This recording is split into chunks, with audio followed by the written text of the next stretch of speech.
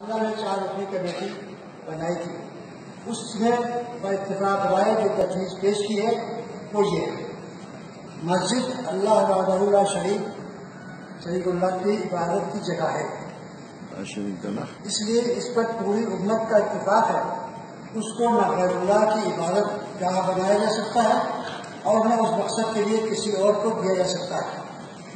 اس بنا پر عربیہ مسلم personal board 1 سے زیادہ بار فیصلہ کر چکا ہے کہ باقی مسجد قیامت تک کے لیے مسجد ہے اور اس کی منتقلی قطعاً ناقابل قبول ہے۔ افسوس کہ بورڈ کے معزز رکن مولانا سید محمد سلمان حسین ندوی نے اس کے باوجود کہ کبھی بورڈ کی نشستوں میں اس سے اختلاف کا اظہار نہیں کیا، اب اچانک اس متفقہ موقف سے انحراف کیا ہے، جس نے پوری ملت اسلامیہ ہند کو سخت اضطراب میں مبتلا کر دیا ہے۔ انہوں نے ذرائع ابلاغ کے ذریعے اپنا واضح بیان بھی دیا ہے، جس سے ظاہر ہے کہ وہ ایک متوازی بورڈ بنانے جا رہے ہیں، اور یہ کہ وہ خود بورڈ سے علیحدہ ہو گئے ہیں۔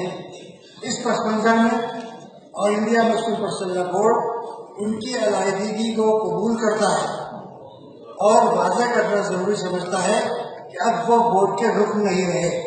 بہت خوب، بہت خوب، ہم سب تائید کرتے ہیں۔ زندہ باد، مبارک۔ صاحب میں ذرا کر دوں